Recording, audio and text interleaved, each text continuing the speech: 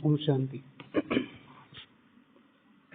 मैं इस चीज का प्रॉमिस करता हूँ आपको, जो भी तरह की प्रॉब्लम आपको आ रही है, जो भी मन की, वचन की, कर्म की, योग की, संकल्पों की, व्यर्थ की, विकारों की, अपने भोजन को संभाल लो। और आधी चीजें समाप्त है, आधी खाने की चीज तो जहर भी खा लोगे, ये कोई लॉजिक है? संभालना माना याद में खाना, और पहले ये देखना कि कहाँ क्या खाना। खाने की चीज तो जहर भी है, आपके हाथ में दे दे खा लोगे। सिंपल सा क्वेश्चन है, यस और नो बोलो। बोलिए वासु भाई। अगर कोई आपको जहर दे देगा तो देने वाला रहे, इसका मन कैसा है, इसको इस वजह से खाएगा। हाँ वही तो ना। हाँ तो बीइंग सेवाधारी आपको कहाँ खाना था? कल परसों, आज 28 है, आज 27 है, आज 28 है, कल 29, परसों से बुक शुरू करेंगे। किताबें इतनी बड़ी, वो जो मैंने समझा है ना, अब समझा है, बचपन में नहीं समझा। बचपन में तो मैंने कहा कि बुक्स बेस्ट फ्रेंड कैसे हो सकती हैं, बुक्स बेस्ट फ्रेंड कैसे हो सकती है, कभी ध्यान ही नहीं दिया। आज समझ में आता है बुक्स कैसे बेस्ट फ्रेंड है। वो इतनी धीरे से आपके दिल में उतर जाती है ना, आपको पता नहीं चलता। ब्रह्मा भोजन बुक में एक लाइन है मनोहर दादी जी के वर्षन से, उसमें कोई दीदी बता रही थी कि मनोहर दादी जी को कहा कि दादी यहाँ तो बाहर की चीजें भी मिलती हैं, क्या हम खा सकते हैं? तो दादी जी ने कहा कि ये आपके लिए भंडारे में जो बन रहा है उसका निमित्त भगवान है। उसके बाद यहाँ मेहमान आते हैं, देशी आते हैं, विदेशी आते हैं, लौकिक वाले आते हैं, उनके हिसाब से हमें कुछ चीजें रखनी पड़ेंगी।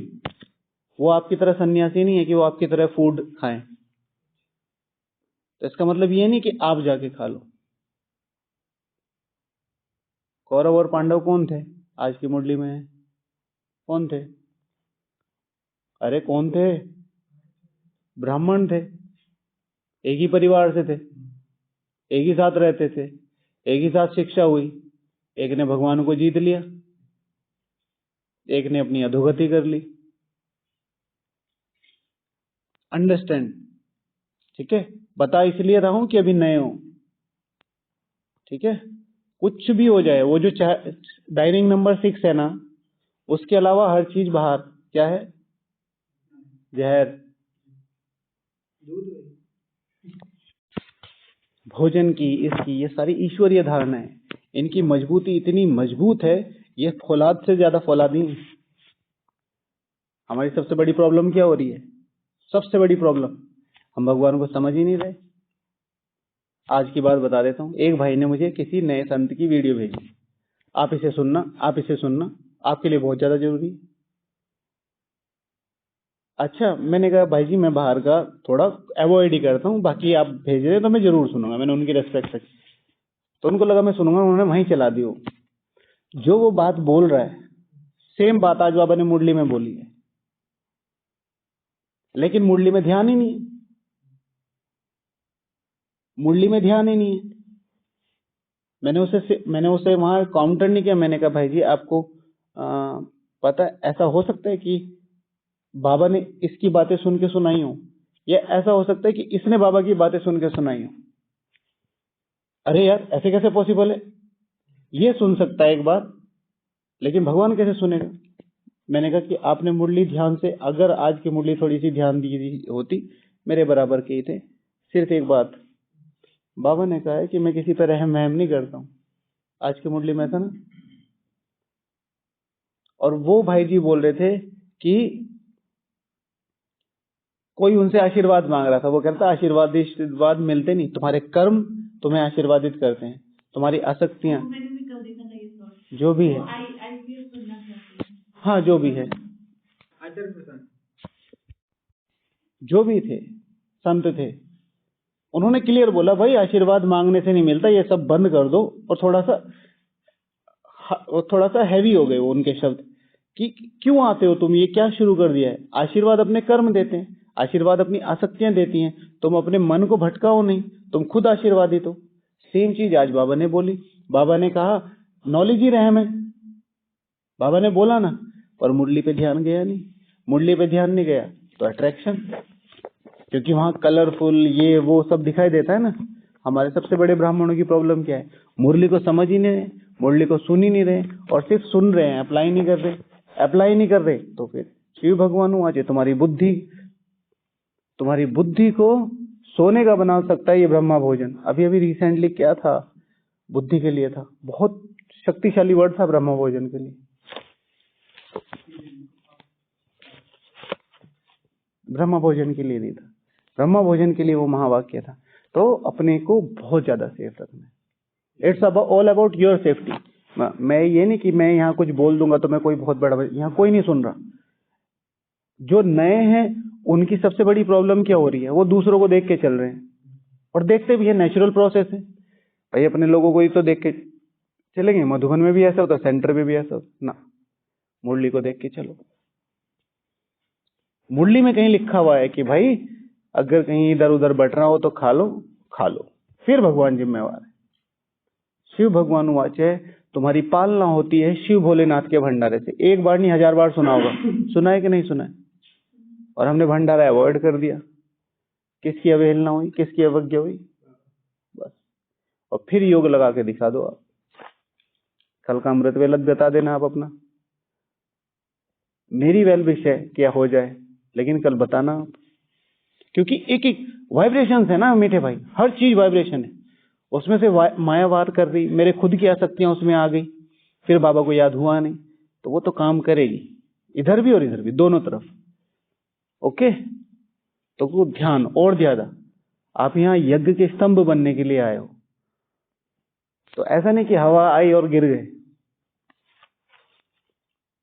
लाइट हाउस माइट हाउस क्यों कहता है बाबा? लाइट हाउस माइट हाउस क्यों कहता है? खड़ा रहता, आंधी तूफान, लाइट हाउस के ऊपर से चली जाती हैं लहरें। इतनी बड़ी बड़ी लहरें आती हैं। लाइट हाउस कितना ऊपर होता है? 100 फीट ऊपर, 200 फीट। खड़ा है तो खड़ा है, आ जाओ। मेरा काम है लोगों को रास्ता दिखाना, यानी कि मैं रास्ता ढूंढूंगी, मुझे बचा लो, मुझे बचा लो। चलो,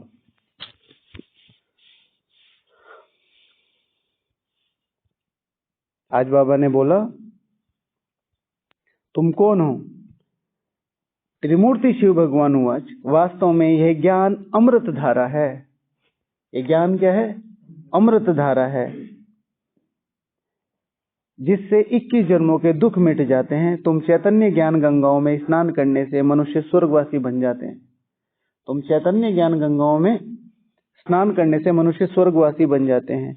तो ईश्वरीय चैतन्य ज्ञान गंगाओं के लक्षण क्या क्या होंगे? ईश्वरीय चैतन्य ज्ञान गंगाओं के लक्षण क्या होंगे? कल इधर से शुरू किया था ना। जी दीदी आप बताओ।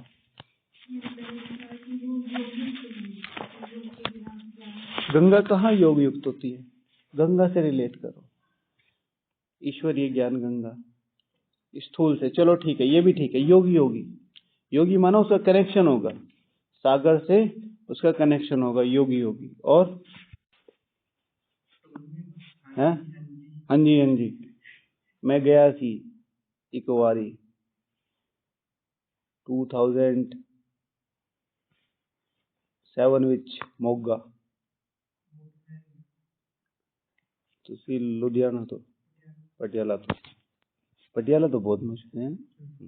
ओके चलो, ईश्वरीय चैतन्य ज्ञान गंगाओं के लक्षण। इस दूसरों की पालना करेगी, दूसरों की उमंग उत्साह कैसे लाएगी? देखो, चैतन्य ज्ञान जो स्थूल ज्ञान गंगा होती है ना, वो क्या करती है? जैसे ही आप कोई पानी देखोगे, नदी देखोगे, एकदम से क्या आता है? उमंग उत्साह आता है। भले आपको तैरना वैरना नहीं आता, बट उसे देख के एकदम न्यूनेस सी फील होती है, चाहे कितने ही बार आप वहां रहे हो जाए हो। जैसे मुझे याद आता था कि हमारा स्कूल गंगा के उस पार था, तो अब हम तो पार करके नहीं जाते थे, मतलब तैर के, तो हमारा एक छोटा सा पुल था। लेकिन जब भी पुल के ऊपर से निकलते थे या वापस आते थे, बिल्कुल फ्रेशनेस लगती थी, मतलब अच्छा लगता था उसे देख के। कई बार वहां खड़े हो जाते थे, तो वो जो पुल है वो झूले की तरह, जैसे लक्ष्मण झूला है ना, ऐसा है वो, छोटा सा पुल है, तो वो हिलता रहता हल्का हल्का हल्का, बहुत अच्छा लगता था। कभी कभी अभी भी जाते हैं तो कभी कभी रात में जाके, बहुत साइलेंस होता है वहां, तो घर के पास ही थे, तो उमंग उत्साह आता है। तो ऐसा चैतन्य ज्ञान गंगा जो होगी उसको देख के दूसरों को उमंग गुस्सा आएगा, कुछ कर गुजरने का, कुछ बड़ा करने का, कुछ अच्छा करने का, कुछ नया करने का। ठीक है जी। और कोई भी आत्मा उनके संग में ढल, संग का रंग चढ़ाने में बहुत आसान होगी। ठीक है, आपने कितने भी कपड़े पहने हो, कितने भी शूज पहने हो, लेकिन अगर आपने गंगा में डुबकी लगाई तो आप गीले जरूर होंगे, एटलीस्ट पैर तो गीले नहीं होंगे। बहुत लोगों को अच्छा लगता है ना, गए आप में से कौन कौन गए हरिद्वार, मतलब कभी ना कभी गंगा वंगा तो गए होंगे ना, पानी की गंगा के पास, नॉट स्पेसिफिकली गंगा, कोई ना कोई नदी में, तो पैर डुबो के बैठने में बहुत मजा आता है ना, ठंडे ठंडे में। सो कोई भी आत्मा मेरे पास आएगी, अगर मैं चैतन्य ज्ञान गंगा हूं, एटलीस्ट मेरे से वो फील लेके जाएगी मेरी शीतलता किस लेवल की है, मेरे वाइब्रेशन किस लेवल की, मेरी पालना किस लेवल की, बीच में वो कितनी ही तेज बह रही है, उसका उमंग गुस्सा कितना है, उसका ज्ञान योग कितना है, उसे वो फर्क नहीं पड़ेगा। सामने वाले को वो जो किनारा टच कर रहे हैं वो, तो उससे वो शीतलता ही, मेरा जो आपके लिए एंड है, मेरा जो आपके लिए व्यवहार है वो सुखदायी होगा, शीतलता वाला होगा। फिर अंदर मेरे कितना तूफान मचा हुआ है, ज्ञान को, योग को, बाबा की प्रत्यक्षता को, यज्ञ को लेके, वो मेरा अपना है, मैं आपको नहीं दिखाने वाली। हाँ, बीच में आओगे तो फिर बहा के ले ही जाऊंगी, लेकिन किनारे पे तुम्हें ये पता चल जाएगा मेरी शीतलता कैसी है, मेरी ठंडक कैसी है, मेरा बिहेवियर कैसा है। ओके, खास तौर से एग्जाम्स के दिनों में, पहले यूपी जो बोर्ड था वो बहुत टफ होता था, मतलब आज जैसे बच्चों के आ जाते हैं ना, कि जैसे मैं अपने किसी नेफ्यूज वगैरह के वो सुनता हूँ 95%, 96% ये, तो मैं ये सोचता 96 हमारे मतलब कि 94% है, 49% आ जाते थे तो हम पता नहीं कौन से आसमान पे होते थे। मीन्स एवरेज 75-80% लाना मतलब इट्स समथिंग, मतलब हाँ, तो उस समय लोगों में बहुत वो होती थी पढ़ाई को लेकर। आज तो माँ बाप ही बोल देते हैं कि कोई बात नहीं, अगले साल, तो नदियां बंद कर देते थे वो, पीछे से ही उसका रूट बदलना या जो भी कर देते 2-3 दिन के लिए, ऐसे होता था। इसको एग्जाम निकलता, नए नए आए हैं कंपटीशन में, तो वो पहले तो बहुत आत्महत्या करते हैं, अब कहाँ करते हैं, अब कोई नहीं करता, कम करते। हमारे ज्ञान मार्ग की रीढ़ की हड्डी क्या है? योग नहीं ना, ज्ञान मार्ग में अगर चलना है तो उसकी रीढ़ की हड्डी क्या है? शेड्यूल। एक बार को ज्ञान, योग, धारणा, सेवा सब खत्म हो जाए, अगर शेड्यूल है ना तो बहुत ज्यादा पॉसिबिलिटी है दोबारा खड़े हो जाओगे। लेकिन एक बार शेड्यूल टूट गया तो दुनिया की कोई ताकत तुम्हें वापस नहीं ला सकती। एग्जाम्पल देख लो आसपास, जितने भी लोगों को आपको लगेगा ना ये ज्ञान योग नहीं करे, वो शेड्यूल्ड नहीं है। मुरली में आने का, मुरली में जाने का टाइम नहीं, योग में आने का, योग में जाने का टाइम नहीं है। करे जो नहीं चाहिए, 6 बजे पहुंचना है तो 6 बजे पहुंचना है, 6 बजे से 5 मिनट पहले पहुंचना है। तो माया को आप पे स्पेशल काम करना पड़े कि दुनिया की इसने 6 बजे बोल दिया ना, तो मैं भी देखती हूँ ये कैसे 6 बजे पहुंचे, वो भी आपको 6, 5, 6, 10, 6, सवा 6 बजे तक लेके जाए। लेकिन आप पूरी ताकत लगा दो 6 बजे से 5 मिनट पहले, माया आप पे काम करे। छोटी मोटी लड़ाई है नहीं, बड़ी फुल फोर्स में, क्योंकि इसे संभाल लो, बाकी को तो मैं संभाल लूंगा। ठीक है, ओके, नेक्स्ट।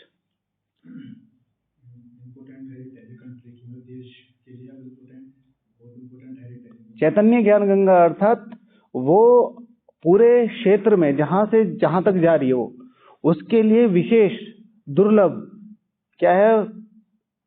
हेरिटेज माना, हाँ, वो तो धरोहर बहुत इंपॉर्टेंट है। वो सबको पता है कि अगर ये चीज रुक गई तो सब रुक गया। सिंचाई रुक जाएगी, टूरिज्म रुक जाएगा, सुंदरता रुक जाएगी। नदी जब रुक जाती है कितनी गंदी लगती है। 100 करोड़ जनता, ठीक है। हमारा तो पूरी सिटी ही इतनी अलग डिफरेंस पे आ जाती है, गंगा से इधर, गंगा से उधर, जो लौकिक सिटी है पूरी। इतनी सुंदर लगती है बीच में खड़े होके। एक तरफ बिल्कुल सतयुग है, सतयुग कलयुग की बात नहीं माना कि बहुत ज्यादा डिफरेंस है मॉडर्नाइजेशन में, उसमें। अब तो खैर बहुत अलग होगी चीजें, पहले बिल्कुल क्लियर दिखता था। एक तरफ आईआईटी का एरिया है, एक तरफ पुराना रुड़की बसा हुआ है, बट अब काफी ठीक है सारी चीजें। अच्छा, सो धरोहर है। अगर ये मेरी पर्सनल सोच होनी चाहिए कि अगर मैं योग, अगर मैं ज्ञान, अगर मैं अपने शेड्यूल में नहीं हूं, अगर मैं अपनी धारणाओं में नहीं हूं, तो इस पूरे देश को, इस पूरे क्षेत्र को खतरा है।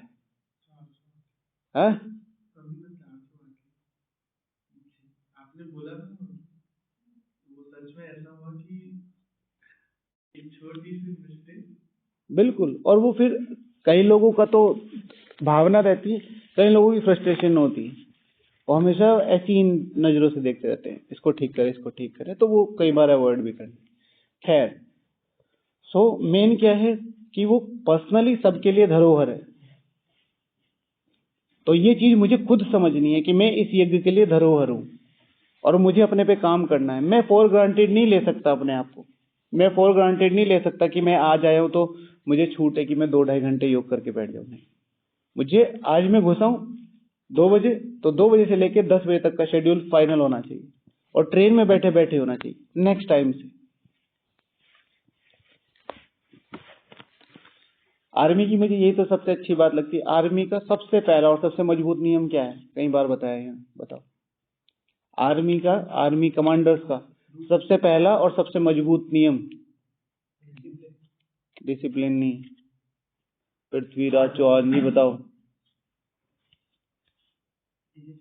डिसिप्लिन। और सबसे पहला रूल,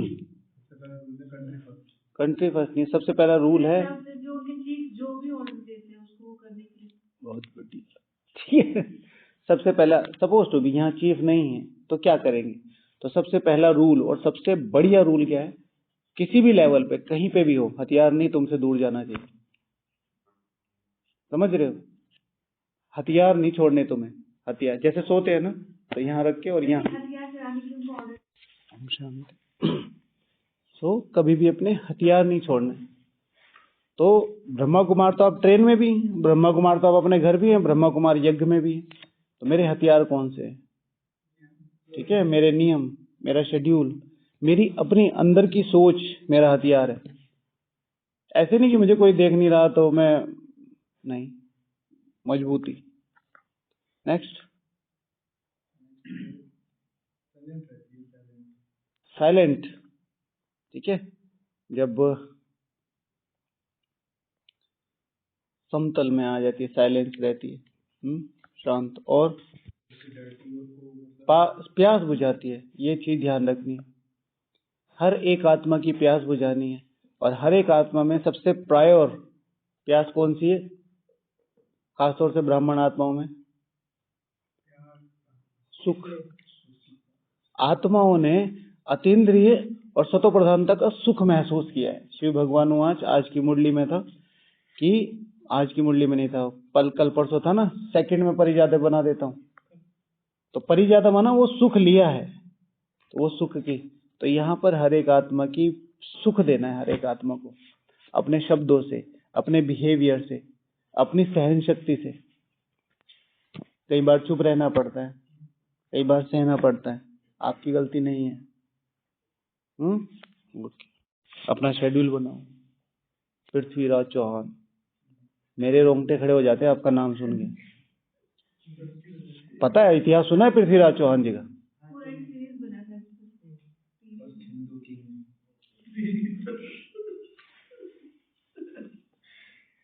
बताओ बताओ। राजा तो हमें भी पता है। राजा ऐसी क्या अचीवमेंट थी कि आपके मम्मी पापा ने आपका नाम पृथ्वीराज चौहान रख दिया? कोई एक ऐसी क्वालिटी जो अरे बचपन से रख दिया, लेकिन आपने पहचाना तो होगा क्या किया पृथ्वीराज जी ने? बाण चलाने की खासियत थी। ठीक है, आप कोल्हापुर से आए हो? महाराष्ट्र में। ये कोल्हापुर भाई, महाराष्ट्र कौन सी डिस्ट्रिक्ट? धुलिया। फिर ठीक है, कुछ पढ़ना पृथ्वीराज जी के बारे में, है ना? बहुत रिवोल्यूशनरी भाई था वो। ठीक है, मतलब जब तक वो थे तब तक ये देखो, चलो छोड़ो फिर, है ना, इतिहास जरूर सुनना, लेकिन इतिहास सुनना, ठीक है, मुझे इतिहास बहुत पसंद है।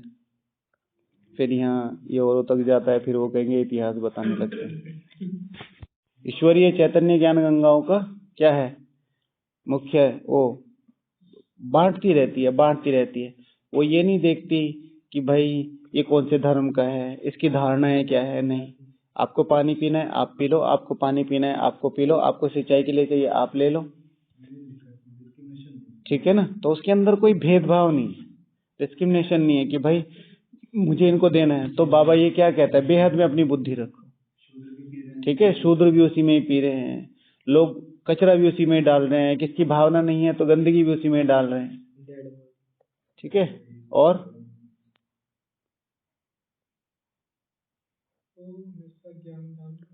ज्ञान दान करती रहेंगी। अभी क्या किया,